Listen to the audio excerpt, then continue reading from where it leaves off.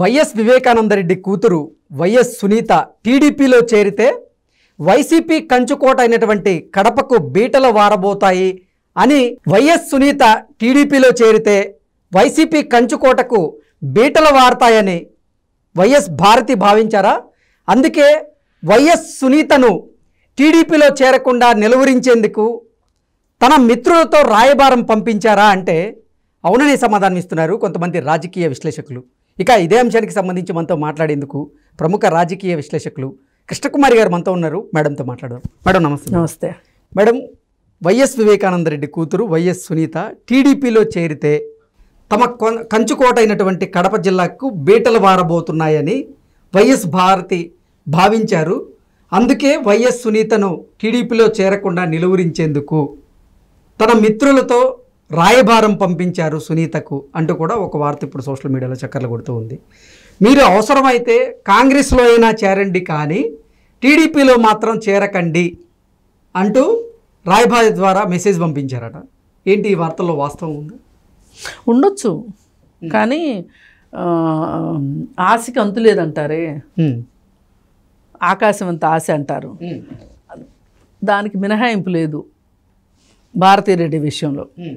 ఇప్పుడు చంపింది వాళ్ళ నాన్నని, అవును, చచ్చిపోయాడు మా నాన్న అని చెప్పి ఆమె కోర్టుల చుట్టూ తిరుగుతూ ఉంది. ఈవిడ చెప్తే ఆవిడ ఎట్లుంటుంది? ఏదో దింపుడు కళ్ళం ఆశ తప్పితే అడిగే అవకాశం అయితే ఉంది. ఇప్పుడు వాళ్ళు ఇవన్నీ ఆలోచించే పరిస్థితులు లేరు. చాలా క్లిష్ట పరిస్థితుల్లో ఉన్నారు ఇవాళ.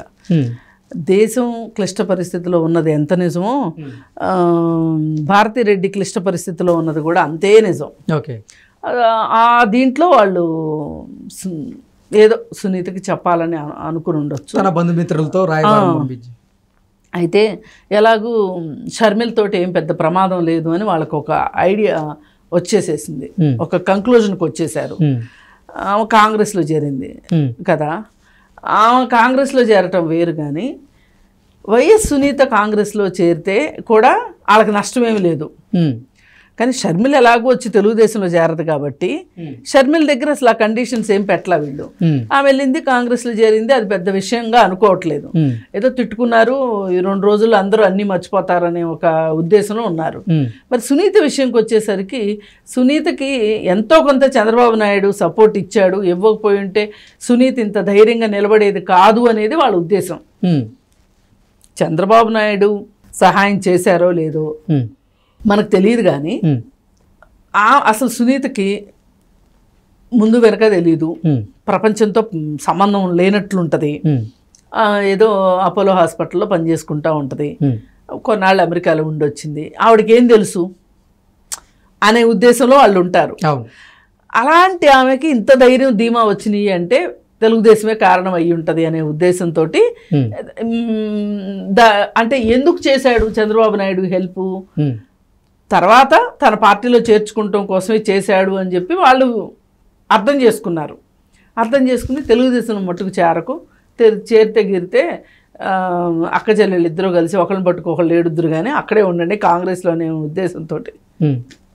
ఏది ఏమైనా వైఎస్ వివేకానందరెడ్డి వర్ధంతి సందర్భంగా ఆత్మీయ సమ్మేళనం జరగబోతుందంట 15వ తారీఖు, మార్చి 15వ తారీఖు. ఆ రోజు అక్కడ కూర్చొని తన కార్యాచరణ ప్రకటిస్తుంది అనేది వాళ్ళకు ఉప్పందింది. ఇంకా వాళ్ళకి గుబులు స్టార్ట్ అయిపోయింది. ఇప్పుడు ఏ కడప సీటు కోసం అయితే ఎన్ని దారుణాలు చేయాలో అన్ని దారుణాలు చేశారు.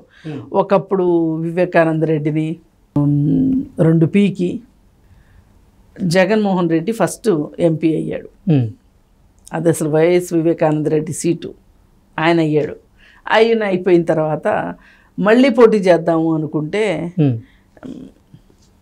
అవినాష్ రెడ్డి పోటీ చేశాడు. ఏదైనా తండ్రిని ఎంపీ అవ్వనివ్వలేదు, మధ్యలో ఒకసారి ఎమ్మెల్సీ టికెట్ ఇచ్చి కూడా గెలవనివ్వలేదు అనే కోపం అయితే మటుకు సునీతారెడ్డికి ఉంది. అంటే ఎంత హాస్పిటల్లో ఉద్యోగం చేసుకుంటున్నా కానీ తెలియకోకుండా అయితే ఉండవు కదా, ఉంది. ఆ పరిస్థితుల్లో మనిషే చచ్చిపోయాడు. ఈ మనిషి చచ్చిపోవటానికి ఆమెకున్న కంక్లూజన్స్ ప్రకారం వాళ్లే చంపారు అని ఆమె బలంగా విశ్వసిస్తుంది. ఆ ప్రాసెస్లో అసలు వాళ్ళు చెప్పిన మాట ఎందుకంటది? పై ఈ మధ్య వచ్చిన వార్త ఏంటంటే వాళ్ళ అమ్మ పోటీ చేస్తుంది అని. అవును, వాళ్ళ అమ్మ పోటీ చేస్తాం, వాళ్ళ అమ్మ అయినా పోటీ చేయొచ్చు, ఆవిడైనా పోటీ చేయొచ్చు, ఎవరు పోటీ చేసినా అక్కడ ఆ ఏరియాలో, పులివెందుల ఏరియాలో, కడప జిల్లాలో గడప గడపకి అర్థమైపోయింది ఏంటి అంటే వీళ్ళు ఎంపీ టికెట్ కోసమే వివేకానంద రెడ్డిని చంపారు అనేది ఒక వార్త అయితే మట్టుకు నమ్ముతున్నారు ప్రజలు. ఈ మధ్యకాలంలో జరిగిన విషయాలన్నిటిని చూసి అప్పుడు నమ్మలేదు, 2019లో నమ్మలా, ఇప్పుడు నమ్ముతున్నారు. మరి ఎంతైనా చచ్చినోడి కళ్ళు చారడు కదా, చనిపోయాడు, పైగా బలవంతపు చావు, హత్య కదా, అది సింపతి ఎక్కువ ఉంటుంది. చనిపోయిన దానికన్నా హత్య చేయబడితే ఇంకా సింపతి ఎక్కువ ఉంటుంది. ఆ సింపతిని ఈవిడ క్యాష్ చేసుకోవాలని అనుకోవటం తప్పేం లేదు. పైగా ప్రజలు కూడా అసలు మీరు ఇంతకు బరితెగిస్తారా, రాజకీయాల్లో హత్యలు ఇవి సాధారణం అయినప్పటికీ సొంత ఇంట్లో వాళ్ళని చేయడం అనేది మట్టుకు సొంత ఇంట్లో వాళ్ళని చేయడాన్ని ప్రజలు జీర్ణించుకోలేరు. అందుకని వాళ్ళకి వ్యతిరేకత వచ్చింది. ఈ మధ్యకాలంలో జగన్మోహన్ రెడ్డి పులివెందుల ఏదైనా సభలకు వెళ్తే కూడా జనాలు రావట్లా, ఇదివరకటి అంత ఆదరణ లేదు. పైగా అతని మీద తల్లిని చెల్లిని పక్కన పెట్టాడు అనే ఆరోపణ కూడా బాగా బలంగా వినిపిస్తుంది. ఈ మధ్యకాలంలో అలాంటిది ఏమీ లేదు, ఎట్లగొట్ల కలుపుకుపోవాలి అని చెప్పి ఏవేవో జగన్మోహన్ రెడ్డి రాయబారాలు కూడా చేస్తున్నాడు. చెల్లెల్ని టైం చూసి ఇంటికి వెళ్ళడం, తల్లిని కాంటాక్ట్ చేయటం, ఇవన్నీ జరిగినాయి. పైగా మనం ఇంతకుముందు కూడా ఒకటి అనుకున్నాం, వాళ్ళకి ఏది పట్టుకున్నా కానీ తాడు పట్టుకుంటే పామే కరుస్తుందని మాట్లాడుకున్నాం. విమలారెడ్డి విషయం కూడా బయటకు వచ్చింది. విమలారెడ్డికి సాక్షాత్తు ఎన్నికల కమిషన్ వాళ్ళే వార్నింగ్ ఇచ్చేంత దాకా వెళ్ళింది. ఇంక ఇప్పుడు ఆవిడ బైబిల్ పుచ్చుకుని తిరిగే ఆస్కారం లేదు.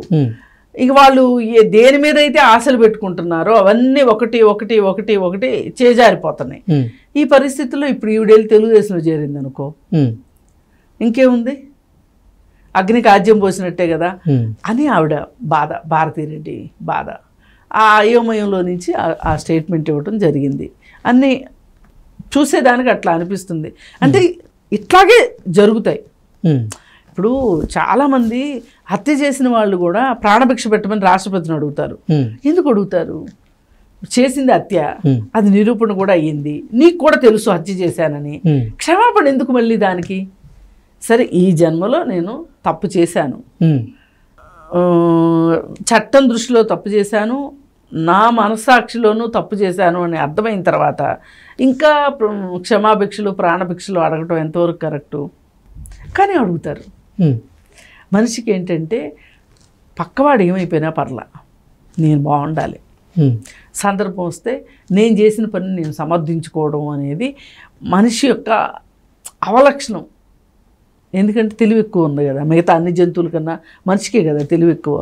అందుకని తనకు తను బాగా డిస్కౌంట్ చేసుకుంటాడు, ఎదురోడిని తిడతాడు,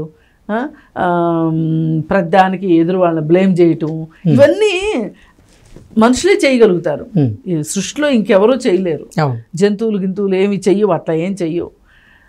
సరే, ఏది ఏమైనా నాకైతే మనస్ఫూర్తిగా సునీతారెడ్డి తెలుగుదేశంలోనే చేరాలి.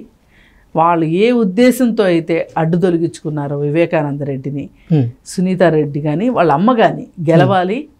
అట్లా అయితే అన్నా కనీసం ఒక న్యాచురల్ బ్యాలెన్స్ అంటాను దీన్ని, సహజ న్యాయ సూత్రాలు అంటారు కదా, ఒక బ్యాలెన్స్ అయితే అవ్వాలి.